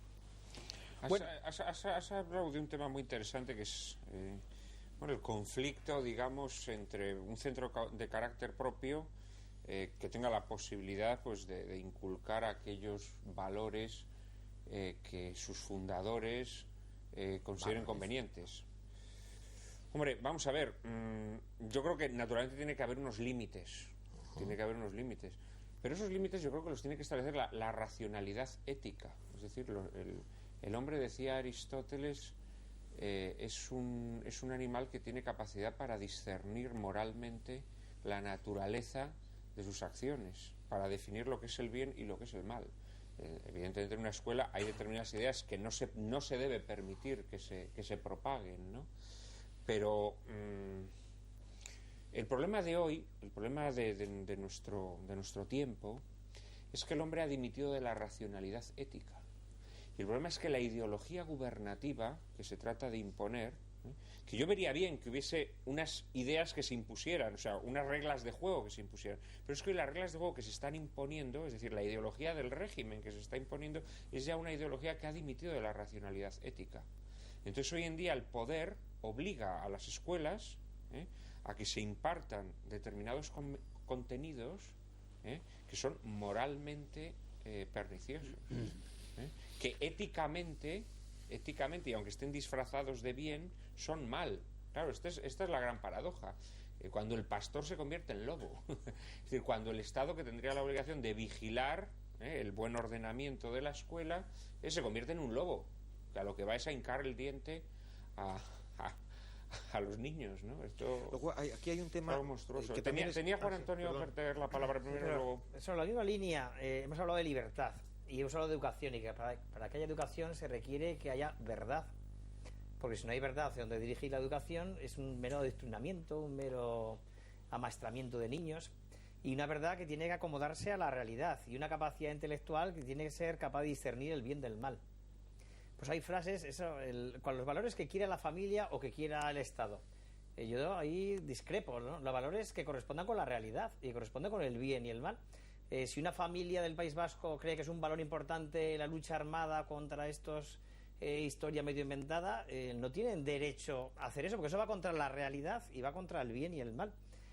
Si una mezquita de estos o un imán de estos musulmanes empieza a transmitir unos valores en contra de la mujer, en contra de la sociedad, pues yo no creo que tenga derecho a transmitirlos, porque eso va al margen de lo que es la verdad y al margen de lo que es el bien y el mal. Si no hay un presupuesto de que existe la realidad, que el hombre es capaz de conocerla y que el hombre es capaz de actos morales y es capaz de discernir el bien del mal, es que entonces la educación se convierte en un amaestramiento, un adoctrinamiento. Solo quedarían cuerpo policial, inspectores y leyes. No habría otra cosa. Nada más. Es el positivismo de la vida. Sí, pero bueno, tú has mencionado estos dos casos que todos estamos de acuerdo, pero es que también hoy en día se nos está obligando. Hoy en día, por ejemplo, el Estado dice pues que los niños pues que tienen que probar todas las posibilidades de su cuerpo, tienen que poner a prueba todos sus orificios, estrenarlos cuanto antes mejor y pasárselo bien, descubrir su cuerpo. Claro, pero eso no responde con la realidad. Claro, pero es que eso son aberraciones que se nos venden como presupuestos educativos, ¿no? Está muy bien administrado en la película La Cueva, que también hace alusión al mito de la caverna, tomar sombras por luz y luz por sombras, porque están solos y abandonados. En la caverna no tienen ninguna autoridad, ninguna paternidad. Y además va administrando, en las 3 tomas de la caverna, va administrando cómo ellos se inician a la vida solos, poco a poco, dan pasitos. Pero hay un tema de esta película que me resulta muy actual, es que no solamente la propuesta es teórica de nocionismo frente a un concepto teórico abstracto, pragmático, una literatura barata, romántica, porque ni siquiera hay acompañamiento en la experiencia, sino que lo que se genera en esta película y lo que se muestra en esta película es algo que vivimos ahora. Tú apuntabas desde el estado de bienestar y comodidad. Es una debilidad enorme, sentimental y afectiva.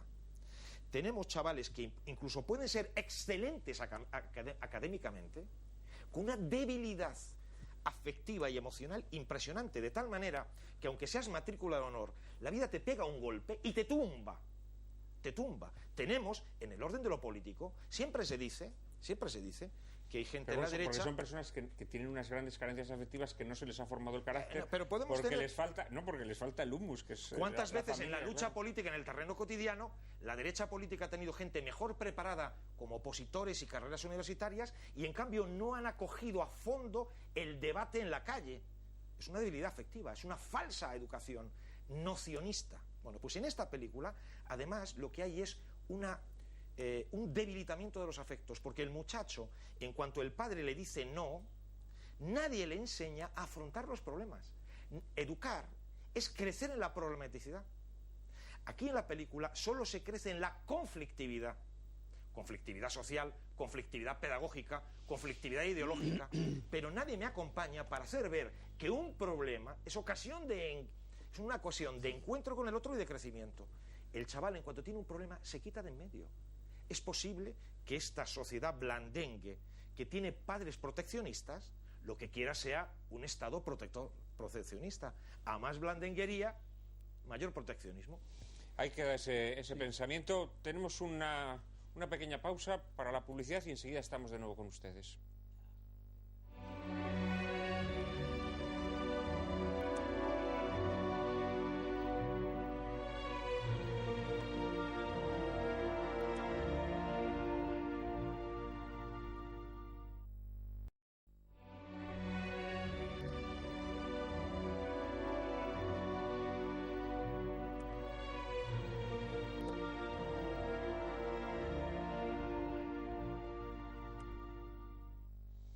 En un momento dado, Andrés Amorós nos dijo, y no hemos hablado todavía, y yo le paré y le dije, tranquilo, que vamos a hablar. ¿Cómo no vamos a hablar de ello? Y como siempre, es María Cárcava quien nos introduce en el asunto.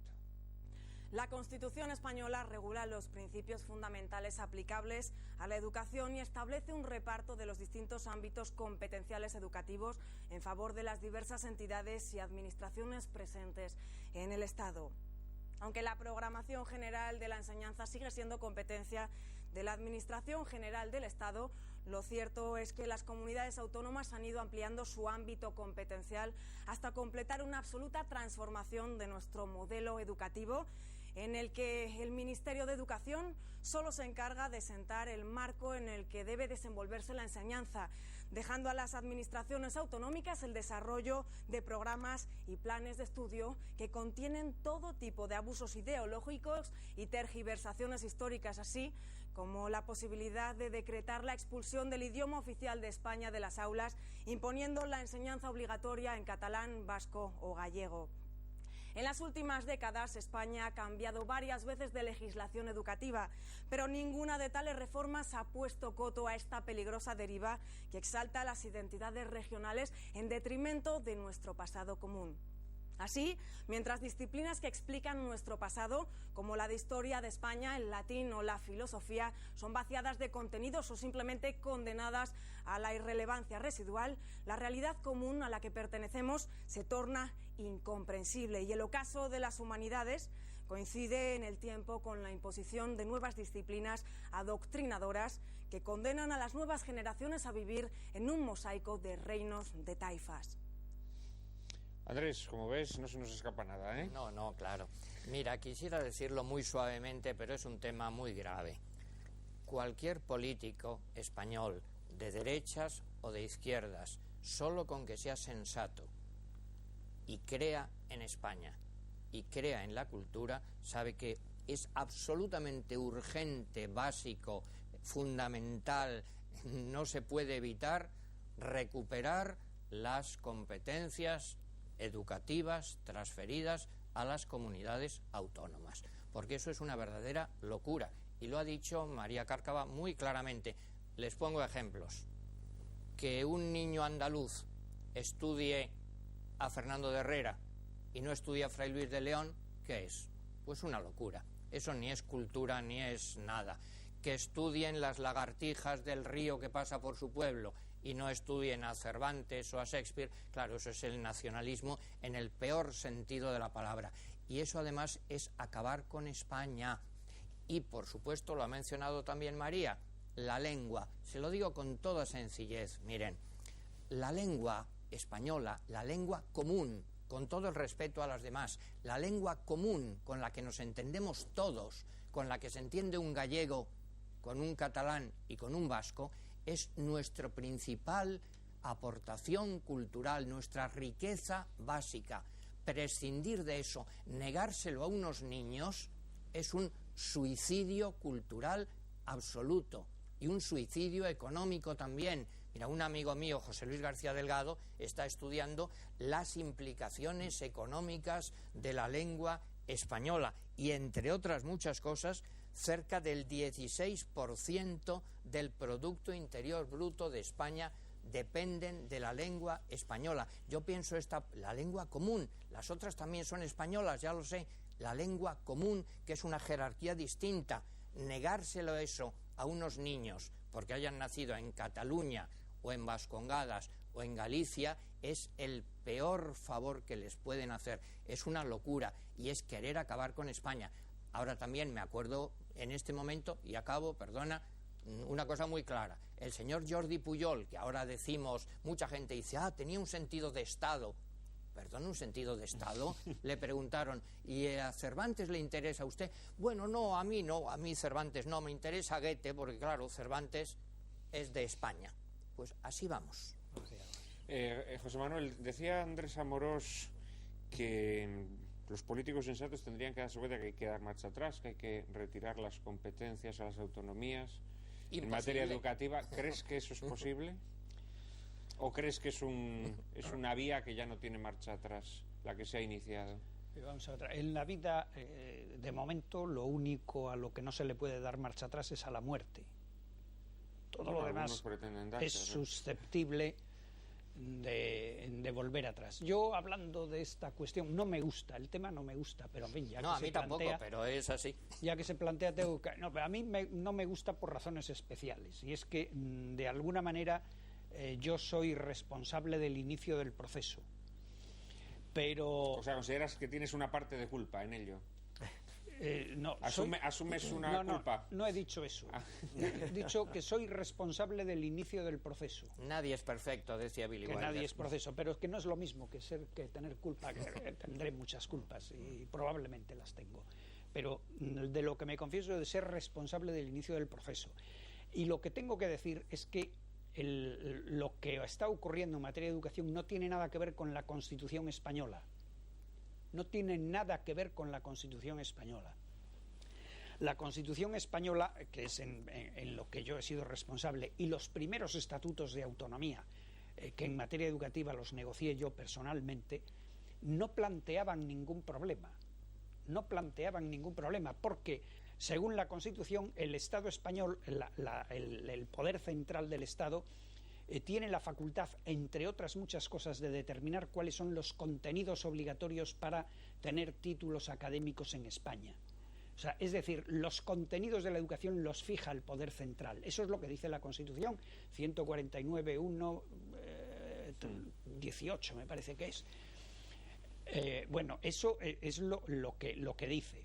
Y luego teníamos lo que se llama la alta inspección educativa, que es la que tenía que vigilar el cumplimiento por las autonomías de las normas estatales. Es decir, que era la que tenía que ir a los centros, sentarse en el aula y ver qué historia enseñan, y qué matemáticas enseñan, y qué geografía enseñan. Y si no enseñan lo que hay que enseñar, ese centro no imparte títulos académicos. ¿Y eso se ha cumplido? Bueno, entonces, la alta inspección ha quedado muerta pues desde una determinada fecha de septiembre de 1980, donde el Estado decide transferir, para obtener el voto de Jordi Pujol en una moción de confianza, decide transferir la inspección educativa. Y luego, cuando ya tardíamente, después del golpe de Estado del 23F, se crea la alta inspección y se regula, ya la alta inspección es un señor que está en un despacho en Barcelona, otro que está en un despacho en Santiago de Compostela, es decir, una cosa absolutamente inoperante, que no entra en las aulas. Bueno, pero aparte de eso, es en 1990, y tampoco tiene nada que ver con la Constitución, el Estado, el Parlamento español aprueba una ley donde cuando la Constitución dice que los contenidos de la educación los fija, los necesarios los fija el Poder Central, dice que el Poder Central fija el 55 o el 60% de los contenidos. Bueno, y una guerra con algunas autonomías. Y el siguiente paso es que las autonomías imponen para los votos en presupuestos que ese 55% sea de las bases, o sea, que a su vez lo desarrollan las autonomías. Con lo cual, lo que estamos es en una situación de desastre. De la lengua casi es preferible no hablar. ¿Cómo es posible que un español no pueda ser educado en la lengua española en Galicia, en el País Vasco, en Cataluña, en Valencia? ¿Cómo es posible que incluso en algunas de estas regiones es que no pueda ni hablar en castellano? No, que no pueden ni hablar en castellano, pero ¿cómo es posible? En el recreo habrá un inspector para ver que no hablen castellano. Bueno, eso es demencia. Y para vigilar sus juegos, para que no jueguen los niños al balón y las niñas a la comba, ¿no? Y para vigilar.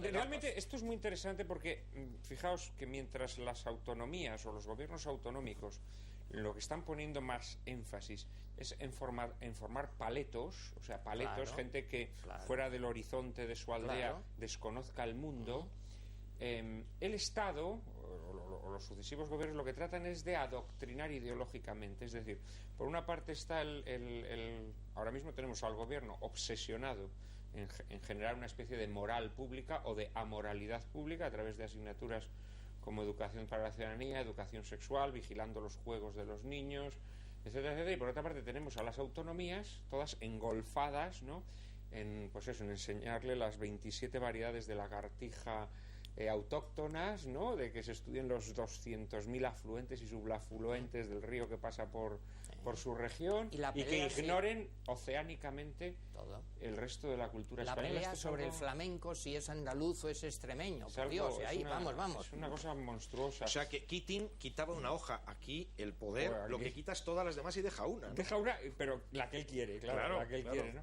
Probablemente aquí habría mucho que hablar, por ejemplo, de los libros de texto. Yo creo que... porque los libros de texto, esto es una selva, una auténtica locura, ¿no? Una monstruosidad. Los libros que hoy en día se están editando. Una propuesta iba a hacer, que es que realmente se pueda unificar la educación, pero que lo que se quita de autonomías no lo coja el gobierno. Que de una vez nos dejen a las familias y a los centros educativos educar. Hay un problema el gobierno siente las bases. Oiga, usted tiene que dar un programa de historia de España, usted tiene que dar un programa de álgebra, usted tiene que dar un programa de aritmética, pero oiga, y a partir de ahí, salvo comprobar que se ejecuta, olvídese de nosotros, por favor. Los libros de texto es un dramón, aparte que hay 17 ediciones por las 17 autonomías y demás, todos los sistemas educativos tan diversos que tenemos, la misma editorial, el mismo libro, no tiene nada que ver el que se enseña en Valencia, en Madrid o en Vascongadas. Aparte de eso, el gran drama que yo veo en los libros de texto es que en la práctica, dada esa dejación que en la práctica están haciendo muchos profesores, es el único elemento que cohesiona a los distintos colegios.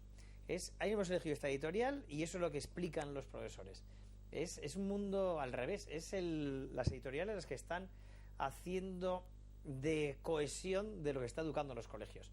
Pero unas editoriales cada vez están muy ideologizadas y muy ligadas a grupos de presión y a grupos de opinión. Es un mundo realmente perverso, ¿eh? Por eso yo diría otra vez a los profesores, usted es el maestro y un maestro tiene discípulos y un maestro utiliza materiales, libros, pizarras, pero utiliza nada más. Y mientras el maestro no recupere su relación con el alumno como un discípulo, al cual tiene que ayudar a despertar, tiene que enfrentarle a la vida, tiene que enfrentarle a sus compañeros a la realidad y tiene que ser capaz de despertar en él todas sus capacidades que tiene y desarrollarlas, mientras no volvamos así y la familia no vuelva a recuperar su capacidad y su libertad de elección de centro, de elección de modelo, realmente este sistema, por muchas leyes, por muchos pactos educativos, que no tiene solución. Y mientras no sepan de verdad hablar y escribir y expresarse en lengua común, y mientras no sepan la historia de España, lo que ha sido, y la literatura española, y algo, bueno, que es nuestra vida, nuestra tradición, nuestras raíces, mientras no sepan eso, vamos muy mal. Totalmente de Sí, acuerdo. me quedaba por responder a una pregunta del director del programa, que si tiene solución. La opinión mía, que es una opinión muy profundamente estudiada con otras muchas personas dentro del ámbito de la Universidad San Pablo, que nos hemos planteado ese tema y lo hemos publicado y lo tenemos ahí para el momento en el que sea posible hacerlo, que no es hoy porque los políticos del momento no tienen voluntad ninguna, al parecer no tienen voluntad o posibilidades. No quiero hacer juicios de intenciones ni de valoraciones. La fórmula nuestra es es imprescindible ir a una reforma constitucional. Una reforma constitucional que ya sé que hoy no se puede hacer, ya lo sé, pero llegará un momento, porque los países siempre tienen momentos de cambio, momentos de crisis, donde lo que ayer era imposible, hoy es que la gente en la calle lo está demandando. Eso lo vemos en la historia de España, en la historia de Francia, en la historia de Italia, en todas las historias del mundo.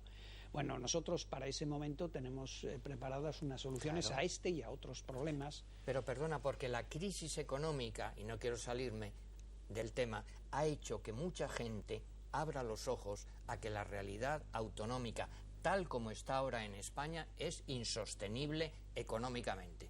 Pues yo modestamente añado, también educativa y culturalmente. En cualquier caso, sea en la lengua común, sea en catalán, sea en vasco o en gallego, el problema educativo queda intacto, porque en catalán, en gallego o en castellano puede haber un Keating o puede haber un verdadero educador. Claro, no, sí, eso desde luego. Claro. Lo que pasa es que si encima el Keating, pues... Si además... encima sus horizontes mentales pues son los del terruño o aldea, pues encima estás fabricando, aparte de gente totalmente confusa, la cueva encima la haces más símbolo, pequeña claro. Y más claustrofóbica, esto ¿no? Es. No, verdaderamente el momento es dramático. Un asunto del que no se suele hablar, por ejemplo, son las lecturas. Muy importante. Las lecturas en las escuelas y colegios españoles ahora mismo, bueno, aparte que son de una calidad abyecta, pero es que además es literatura ad hoc. O sea, hoy en día en las escuelas los niños están leyendo libritos sobre violencia de género o sobre, no sé, lo que esté de moda en ese momento, ¿no? O sobre, en fin, cualquier... Pero me interesaría saber si los alumnos ven a un profesor disfrutando con ellos de una lectura común. Bueno, muchos de estos profesores sí disfrutan porque son profesores ya formados, Bien. formados en los principios del régimen. O sea, cuidadito, porque es que, claro, hoy en día las escuelas de maestros son viveros de genízaros de la ideología gubernativa. O sea, que es que esto es algo... No sé si tú esto lo conocerás bien, me imagino, gran drama Juan Antonio. que tenemos los directores. Las escuelas normales de maestros, pues en fin, son... Es encontrar maestros. Maestros con el sentido pleno. Decías de las lecturas, el gran problema que tenemos hoy día es más básico, es que hay un analfabetismo funcional. O sea, este sistemas ideológicos... En los maestros y en los alumnos. En los alumnos más, evidentemente. Pero los maestros, si te encuentras... Propones a un maestro, tenemos que recomendar estas lecturas. Y te dicen, y es que eso yo no lo he leído. Bueno, ¿qué has leído? Y te das cuenta que es que no ha leído, no tiene la capacidad de ofrecer, no digo 1000 libros, 100 libros, 10 libros a su clase, no tiene esa capacidad. Uno, como Keating. Efectivamente. Es un hombre de un solo libro. Entonces le ofrece uno y además se lo ofrece de una forma estanca. Es un gran problema. Y el alumno no le permite abrir horizontes. El gran drama es que estamos en analfabetismo funcional y tanto los alumnos como los maestros. ¿Encontraremos maestros? Hay que formar maestros. Yo tengo la universidad. Pero la forma, ¿coincides claro. en esta visión de que hoy en día los maestros ya están siendo formados ideológicamente? Están también deformados o formados de esa manera, cierta. Si te contara lo que pasa en muchos claustros de profesores de colegios e institutos, fliparías. Cuéntanos un poquito, que estamos acabando el programa. Mira, ya no es anormal que en determinadas cuestiones de orden académico, etcétera, lo que importa no es la finalidad educativa de cara al alumno, sino muchas veces mi horario, mi conveniencia. Eso es habitual. Por ejemplo, el fin se convierte en medio y el medio el fin. Desgraciadamente tenemos que dejarlo aquí. Este ha sido el primero de muchos programas que dedicaremos a la problemática de la educación. Espero que ustedes sigan ahí para verlos, apoyándonos con su presencia. Muy buenas noches a todos, muy buenas noches a nuestros invitados. Muchísimas gracias por vuestras aportaciones. Y en unos segundos le anunciamos cuál será el asunto de nuestro próximo Lágrimas en la lluvia.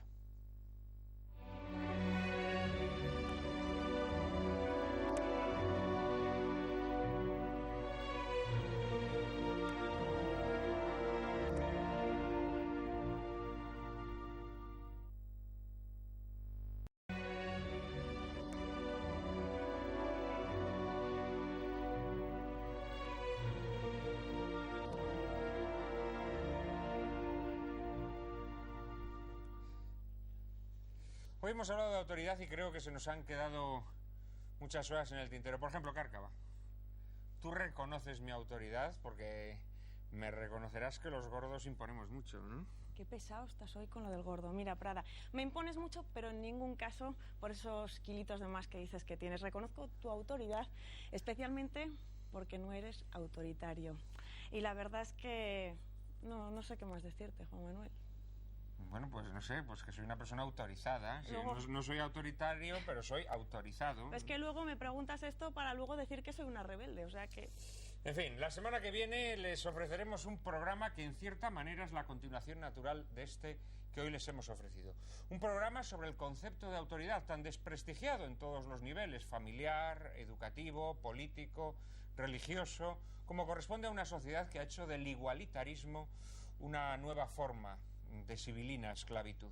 E ilustraremos nuestro debate con una magnífica película dirigida por Martin Scorsese, El color del dinero, en la que un veterano y atractivo Paul Newman apadrina al novato y ambicioso Tom Cruise, que resulta ser un auténtico superdotado para el juego del billar y también un perfecto cantamañanas.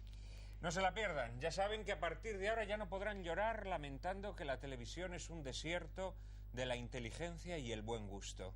Ahora ya pueden refrescarse en el oasis que cada viernes les brinda Lágrimas en la lluvia.